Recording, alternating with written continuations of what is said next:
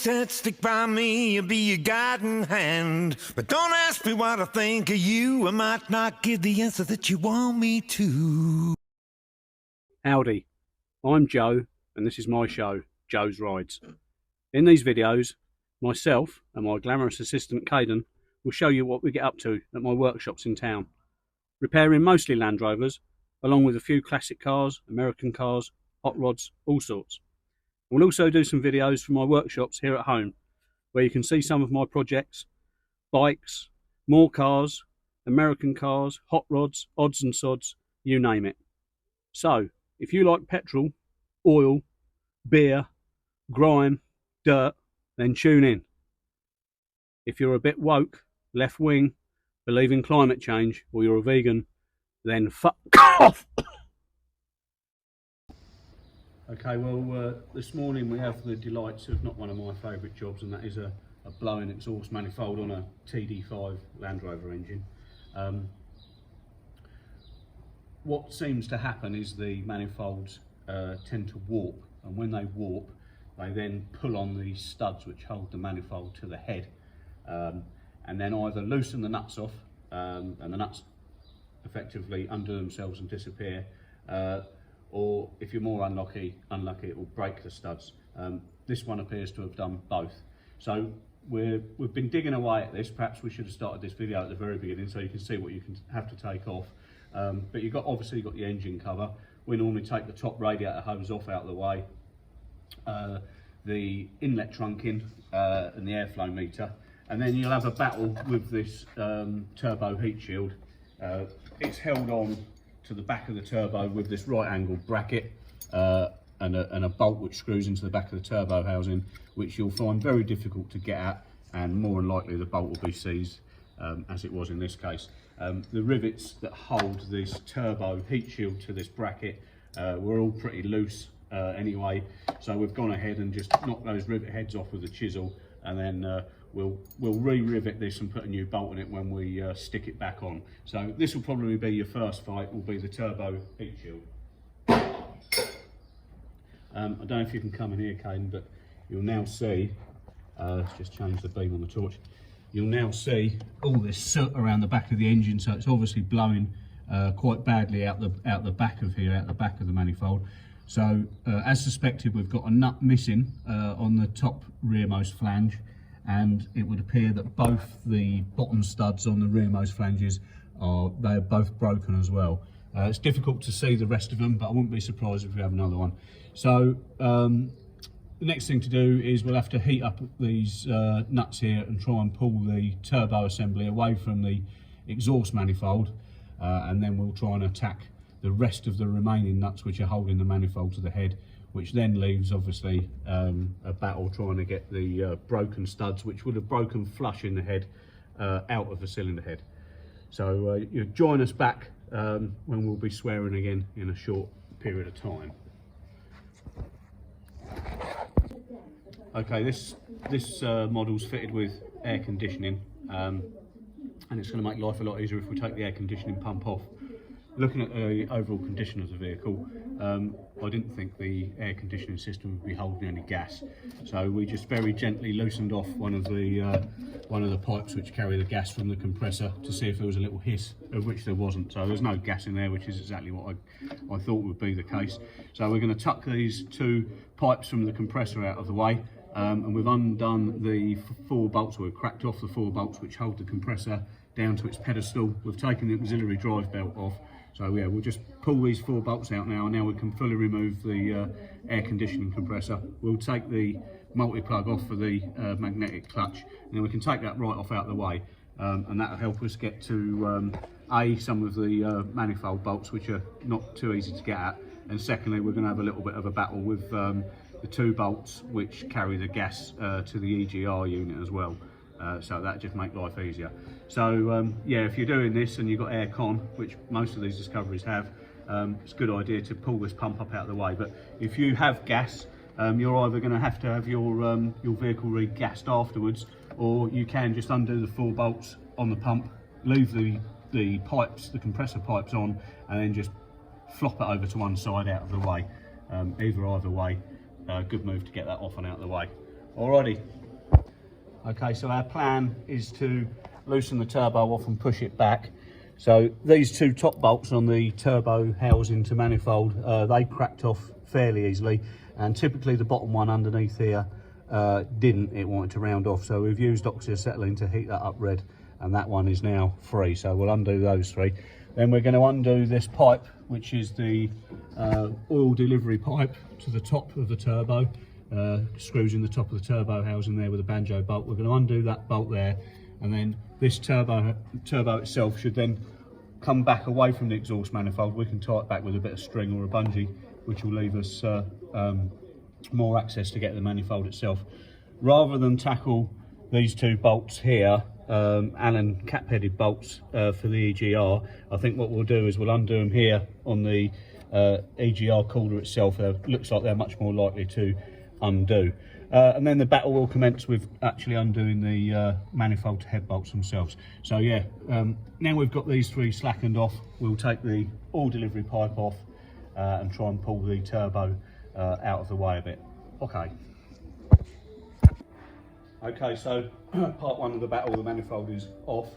We'll now heat these flanges up to get the EGR pipe off. Just easier to do it on the bench to get those out than it is on the car. No point trying to undo those whatsoever without heat, because they'll just round off. So we'll heat them up. You can see where the back two ports on the manifold have been blowing, and it's also blown the guts and the bits out of the back of the gasket there. Now, so this manifold will be warped. If I put a straight edge across it, I can guarantee that that's what's caused this problem. Rather than buy a new exhaust manifold, what I do is I keep an old exhaust manifold in stock that's been faced off. That's not something I've done. I send these exhaust manifolds off to a company that skims cylinder heads. They'll put this in a machine and they'll face this off flat. And the reason I do that, as opposed to buying a new exhaust manifold, is twofold really. One is it's cheaper to have the manifold faced than it is to go and buy a new one. But I think I'm right in saying that once these exhaust manifolds have moved and effectively bent, then once they've done that, they don't tend to do it again.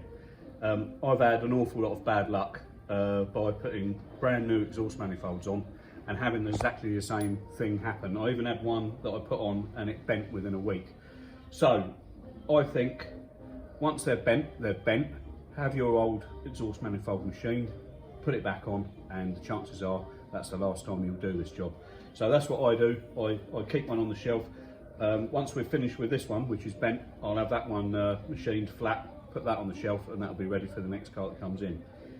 So the next battle that we have is the worst battle. There's never one manifold stud broken. We actually have three. So we have one at the back port at the bottom, one at the second from the back port at the bottom, and second from back port at the top. And I don't know if you can see or not, but they're not broken flush. There's nothing sticking out. So that is going to cause problems to most people. So the way I'm going to address that is with a welder, and I'll try and show you how to do that. I guess really this is another job. If you're going to do it at home, you really do need oxyacetylene to heat things up, and you need a welder to try and extract these studs.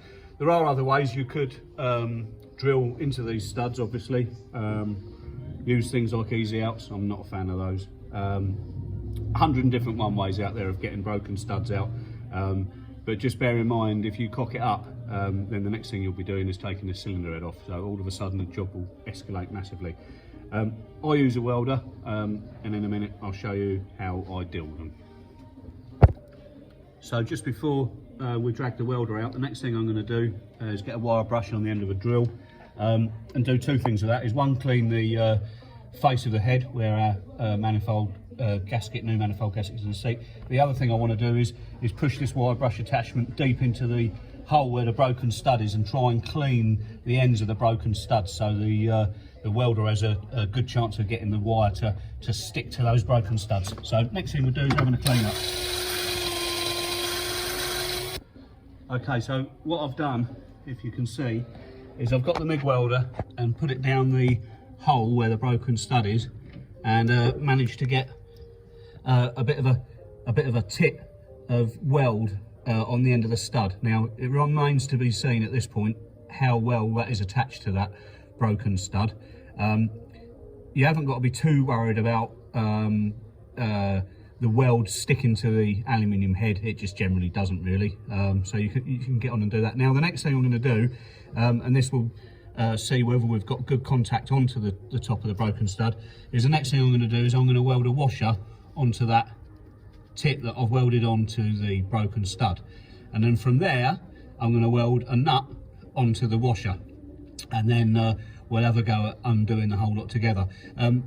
The other good thing about welding onto the broken stud is it produces a bit of heat which goes down onto the stud, which can in some cases help get it moving. So okay, we'll weld this washer on here next, and then a nut after that. Yeah. Okay, stage 2 is the washer is now welded to the tip, which is welded to the stud. Next thing I'm going to do is weld this nut onto this washer, and this will give us something to grab hold of. Here we go. So there we go, there's our nut welded to our washer and the washer welded to the stud. So I'm confident this nut is well attached to the washer, but what remains to be seen is if the washer itself has got much of a bite on the stud. We'll just let that cool down a little second so the weld becomes hard, and then we'll get a spanner on there and see if that stud will wind out. More often than not, this can take numerous attempts, sometimes dozens and dozens, just to get one stud out, and we've got 3 studs to do, so potentially it could be a few hours work here. All right, so there we go, first one no good. The weld that I initiated on the stud didn't hold. The nut to the washer did. There's obviously a lot more contact area there. So now we do it again and again and again normally. Okay, we're about an hour on into getting these broken exhaust manifold studs out, and the battle has been won. So that gives you an example of how I've been doing this. So it's first welding a washer to what's left of the stud, and then a nut to that washer, and then hopefully as you turn the whole lot comes out. It's taken about 4 or 5 attempts on each one of these, but yeah, through perseverance and probably some heat cycles, eventually you get there. But like I say, these studs, when you'll find them broken in the head, they're not protruding, so there's nothing you can get hold of to undo them. And I suppose you're putting a bit of MIG wire down into an 8mm hole onto an 8mm stud, you're probably only getting about 6mm of contact area. So yeah, it's a bit hit and miss every time, but that battle is won. So now we'll fit some new studs. We can get that EGR, heat the manifold up, get the EGR pipe off the old exhaust manifold and bolt it onto the new one. Put a new gasket on here, have a good clean up, and we can start reassembling. Okay, so these are the EGR pipe bolts that I'm on about. You're not going to get any sense to particularly the bottom one of these with the manifold on the car, and I just guarantee they're going to snap off or round off. So we're going to have to heat this flange up here red hot, and then these should pop out relatively easily. There we go.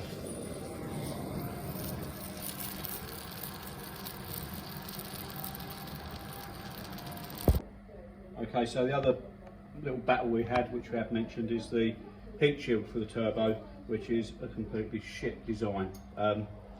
So this part of the heat shield here is quite uptight, about 2 inches away from the bulkhead. You're meant to be able to get a socket and an extension through that hole there, through this hole here on the heat shield bracket, which then accesses a bolt which holds this bracket stroke heat shield onto the turbo housing with a 6mm bolt, which of course will be seized solid. So we had to get a chisel and chisel these rivets off in situ. So now we've straightened this bracket up, and we'll make a repair and put this back together and get this back on the car, and job's nearly done. What a design. Okay, so we've riveted our heat shield back together, and also made a little modification in that the hole for the 8mm bolt which goes through there and into the turbo housing, we've cut a slot into it. So now we can drop that over the bolt. We can start the bolt with a washer on it, drop that over, and then we've only got to get a socket through there and turn that bolt a couple of turns to nip it up. Because other than that, it's a right pain in the arse to get that bolt done up and undone. So that will make fitting the heat shield now a lot easier, and if anyone needs to take it off, particularly me next time, again it will be easier. The other thing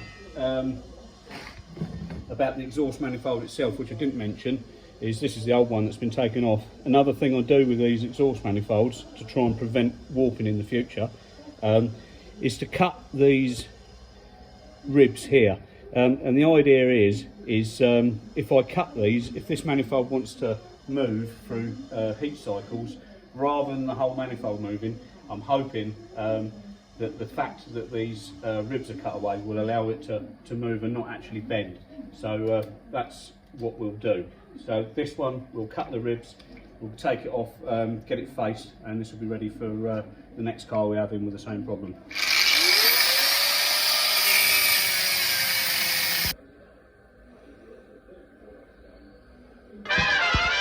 Okay, well, it's come to the time in this week's video where we have a look at what's in the Magical Mystery Box. The Magical Mystery Box has gained an awful lot of attention this week. We've had over 87,000 emails, and the postman actually delivered our mail with an articulated lorry this week with sacks full of letters of people asking us what is going to be in this week's Magical Mystery Box. But those of you who know will know that you can't know what's inside the Magical Mystery Box until the unveiling becomes, which it is right now. So, continuing on our theme of illegal drugs, I'd heard about a drug called ecstasy, or E's as they're commonly known. So I thought, well, we'll give those a try on Joe's Rides. So I went out into town last night, Saturday night last night, and asked around. I went in some of the rougher pubs where I know you can get drugs, trying to get E's, and I didn't get any. Some people didn't know what I was on about, and I just came away empty-handed, which was surprisingly. So I was just about giving up hope, and I was on my way home, and I stopped at a charity shop and asked in there, and the old lady running the charity shop said, yeah, she said, I've got some, and she gave me this one out of a Scrabble set, which was very kind of her. And then as I was walking home, I saw that E's are everywhere, and I found this one. I took this one off the back of a car, so they're not difficult to get hold of at all. I don't really know what effects they have, but here on Joe's Rides, we're up for trying anything, and trying an E, we will. And they look delicious. Oh, crunchy.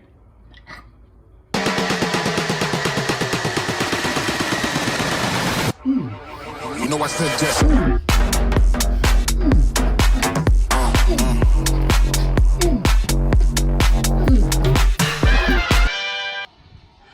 So today's plan is a Model T plan.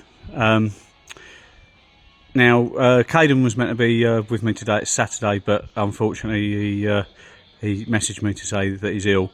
But today was going to move some cars around and get the Model T Ford out. So it's a 1924 Ford Model T. It's a doctor's coupe, and it's 100 years old this year, and I've still yet to use it. I think the last time I used it was perhaps in COVID, and it sat here under a cover at the back of the shed for probably 2 or 3 years now.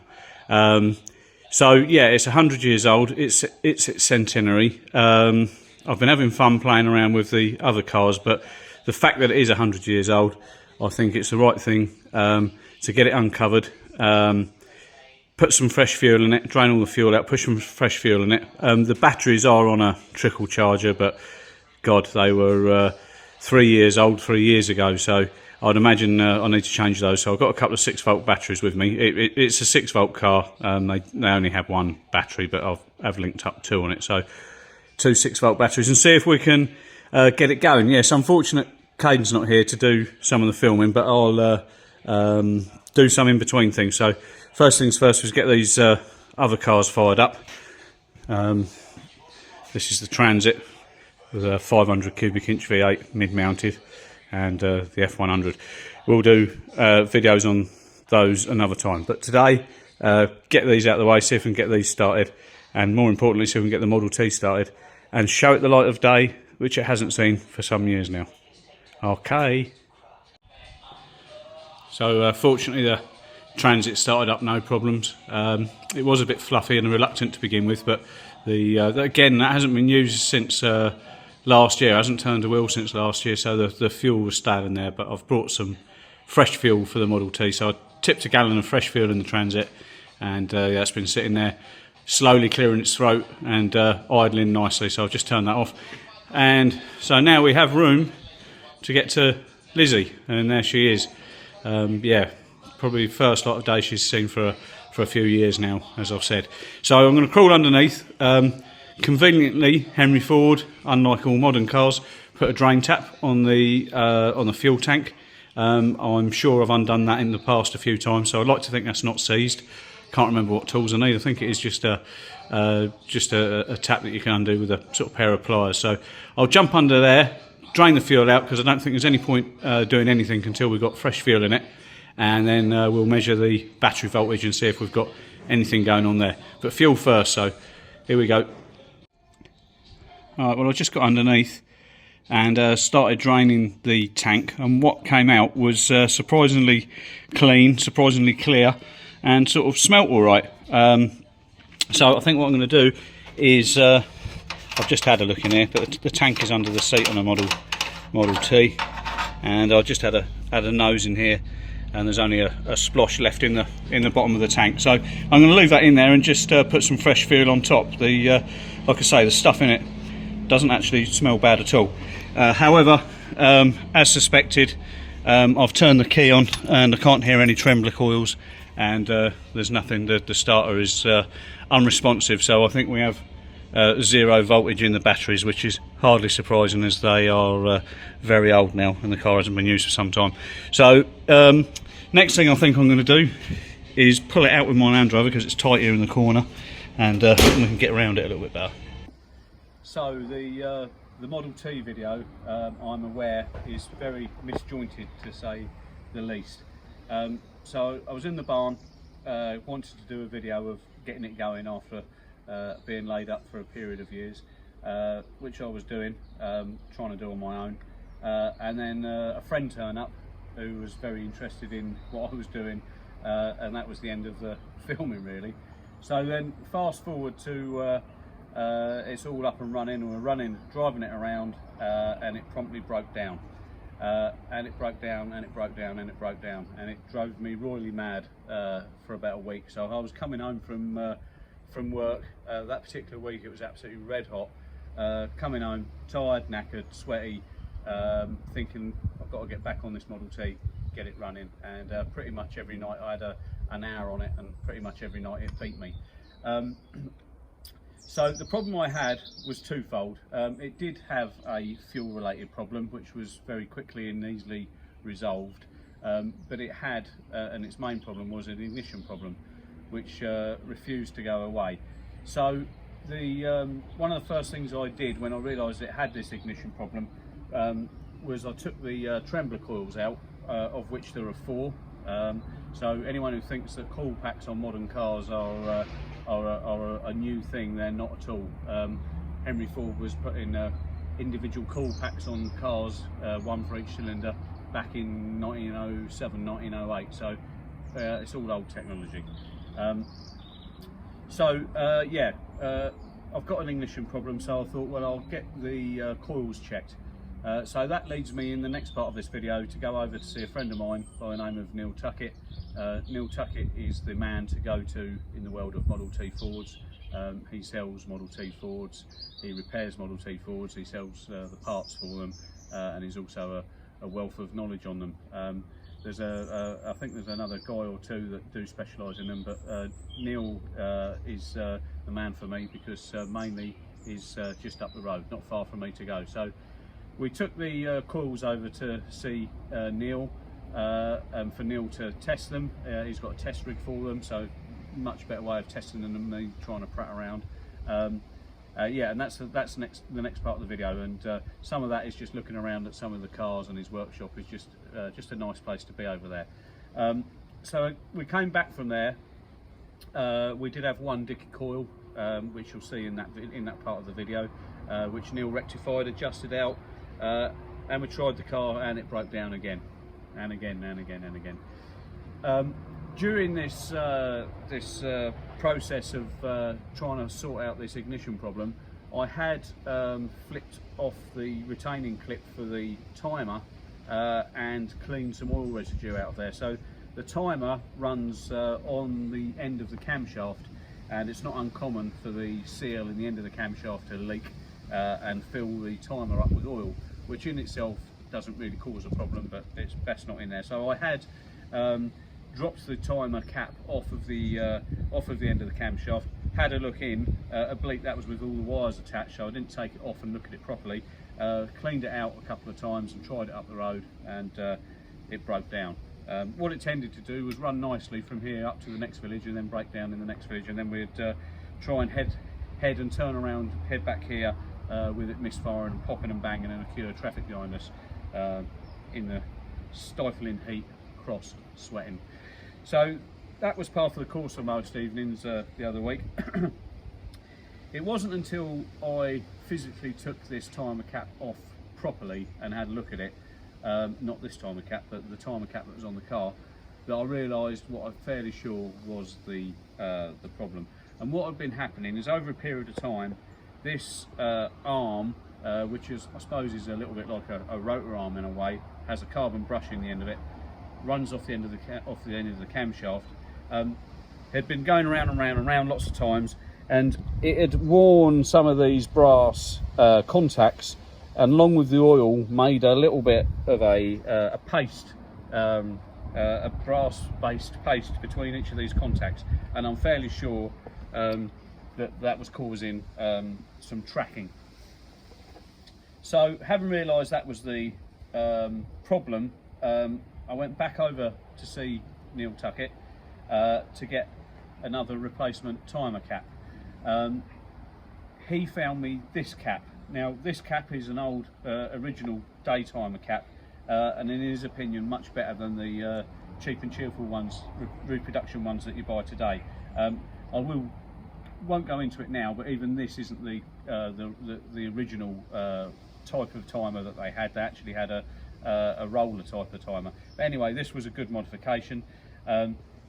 He told me if you can find one of these old caps without an S on it, they are really good quality, which this is. So I went to fit this, and I went to fit a new carbon brush arm, and when I'd replaced one of these before, I'd ground some material out the back of this arm here, and I couldn't quite remember why, and at the stage of fitting this one the other day, that didn't occur to me anyway. So I fitted a new one of these and this nice old cap. I took it for a run, it ran great. I got up to the next village where it normally breaks down, and it started misfiring and wanting to break down. This time I could feel a vibration through the advance and retard lever. So your advance and retard lever, which is on the steering column, is attached to your timer cap here with a rod, and when you move your retard and advance on the lever on the steering column, it effectively just moves this cap like so to adjust the timing. So I could feel this moving up inside the car on the column, and what had happened was this, which is now missing its carbon brush, was eating itself into the cap, and it actually ruined this cap. You can't see, but there's huge grooves between each one of these contacts. So it ate away the carbon brush on this brand new arm, and it destroyed the inside of this cap, making it unusable, which I was absolutely gutted about. And the reason being is because when I fitted this, I didn't grind a relief off the back of it. And the reason I'd ground a relief off the back of one of these beforehand, when I replaced them, was because I'd noticed when I fitted this on the end of the camshaft and then put the cap on, that there wasn't enough clearance between the cap and the carbon brush here. And that reason is because someone at some stage has fitted the camshaft end bush in the car the wrong way round, so it protrudes. And what it was doing was then pushing this arm further forward than what it should be, which has damaged the cap.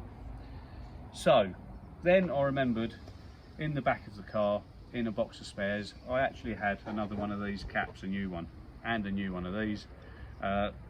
So I got the new one of these and I ground the relief in to allow for this to go back far enough past the incorrectly fitted camshaft bush, fitted my new cap, and that was the end of the problem. Simple car, people say, but it drove me royally mad pretty much every night after work for a week. But there you go, it's fixed now. So yeah, disjointed as the video is, the next part we'll go over and you'll see how Neil tested the coils, and we've got all the spares, and then just a little bit of a walk around the car. That's it. It's yard here now. Neil does the Model Ts. We'll get these coils tested, which I suspect are okay. I'm going to pick up a set of spark plugs because you can't get spark plugs from Model Ts from any of your local motor factors. They're a little bit different to the they look the same as run-of-the-mill plugs, but they're quite large anyway. They're not fitted in any modern cars, so I can't get any locally, so we'll come see Neil. Neil's not too far away from me actually. And I'm going to get a part for the timer. I'm not entirely sure that the timer on the car isn't causing a problem. So anyway, we're just pulling in the yard here, and hopefully Neil will be here, because Jack Russell is, and we'll see if we can get some bits.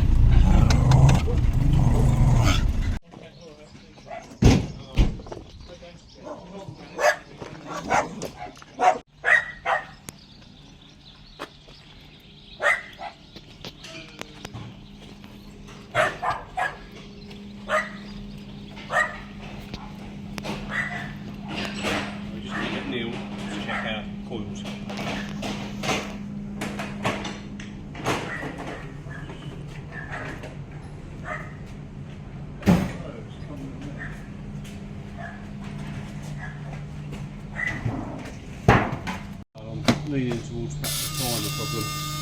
So right down from the third, that isn't far out.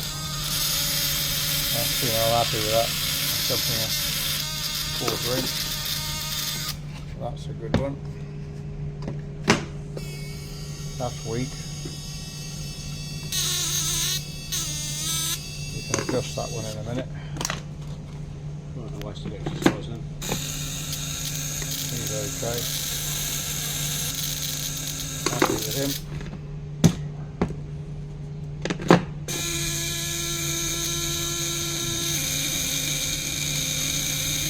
That's all going the right amount there.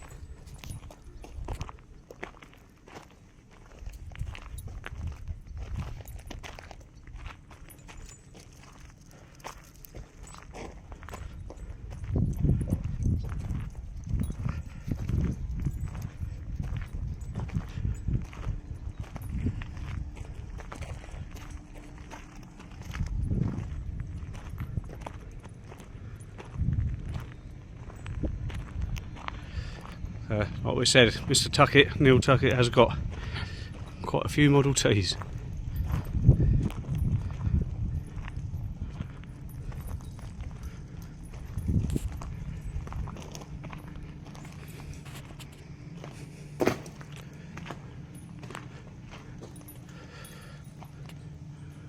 There's a Model T fire truck. I've never seen the likes of which.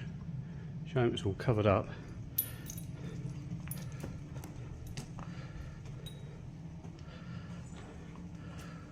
All the sheds are just ran with them.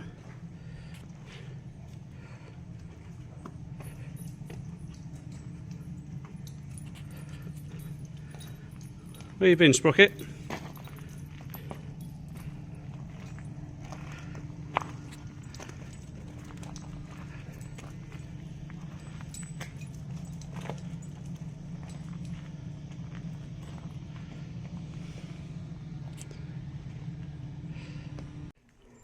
This is a car I always like seeing. This is Neil's own personal one. Rough and ready as you like.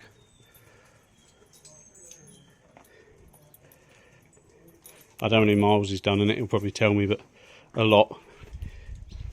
Goes absolutely everywhere in it. That's what you call patina, eh?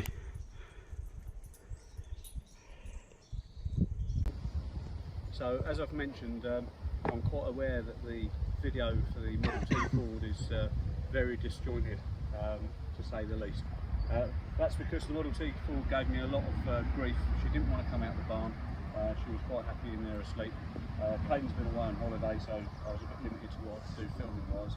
But anyway, the drama has ended. The Model T is all running back in the land of the living, and I've been using it now purposely because it's 100 years old. So determined that it was going to be used for its 100th birthday. So I'll give you a little talk about the car itself. Start at the front, I guess.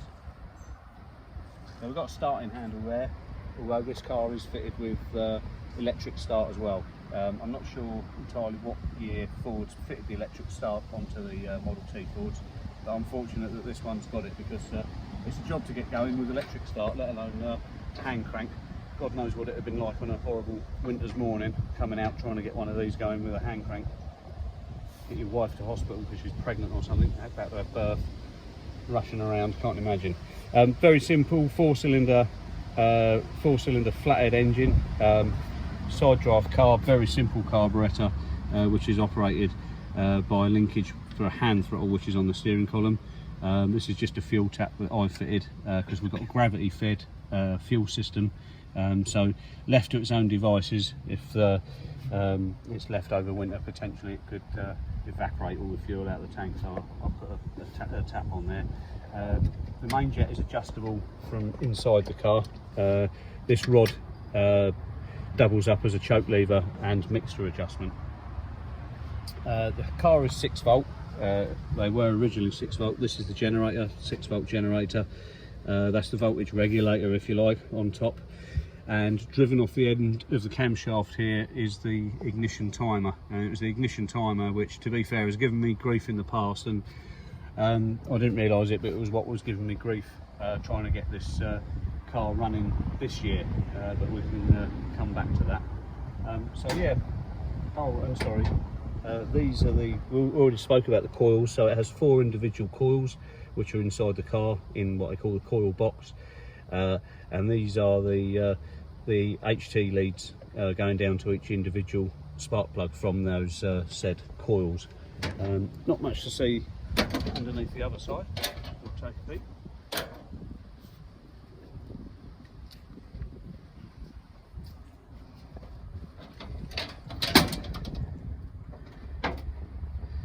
So under here, really the only thing of note is the starter motor. It's a 6 volt starter motor.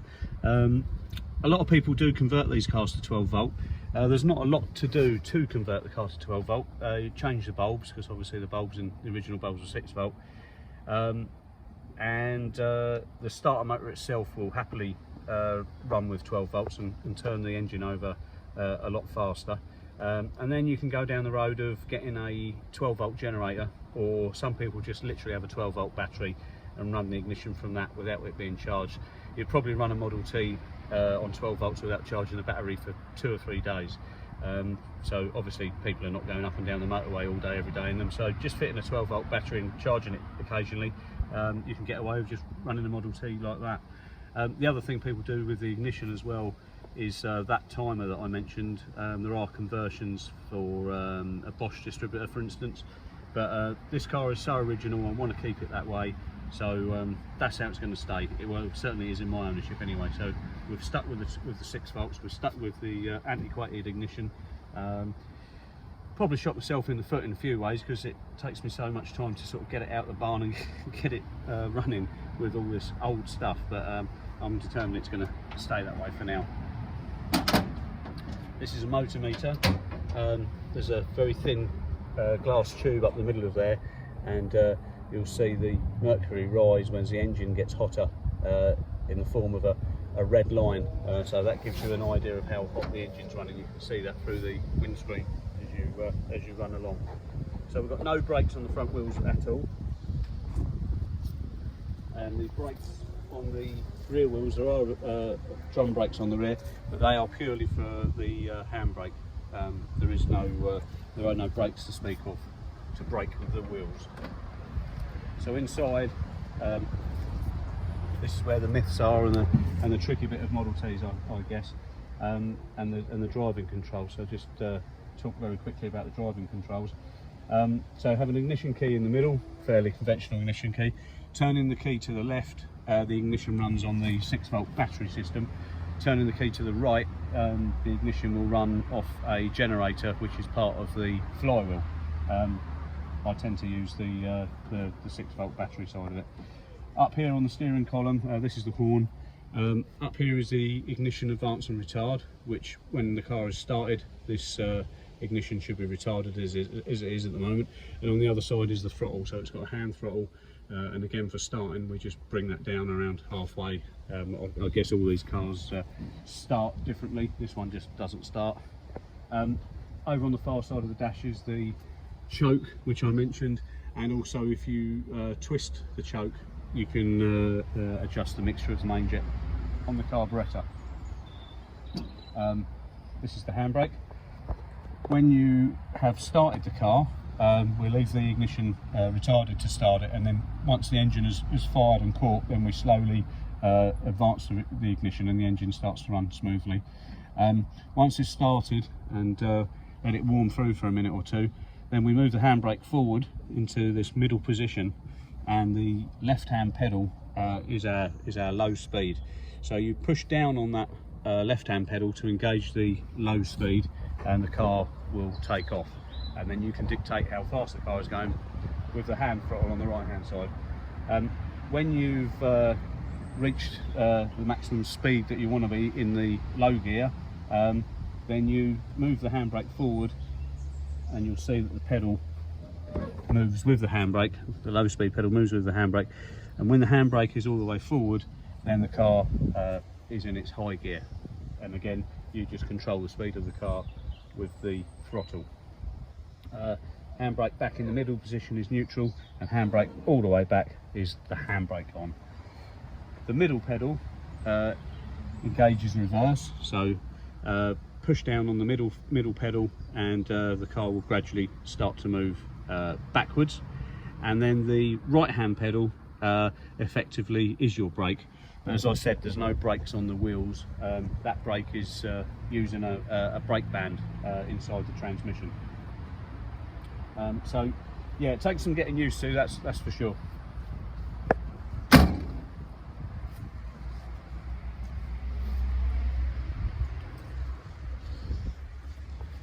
I love the view of this car from the back. It's sort of almost like a block of flats going down the road. It's got quite a spacious boot, believe it or not. I've just got a load of tools and boxes and batteries, etc. in there. But because the boot actually does go right up to the back of the back seat, there is a fair bit of room in there. So there it is. There's hundreds, if not thousands, of videos about Model Ts and how they work and how to drive them on YouTube. But I just thought we'd show you my one, which is going to pitch.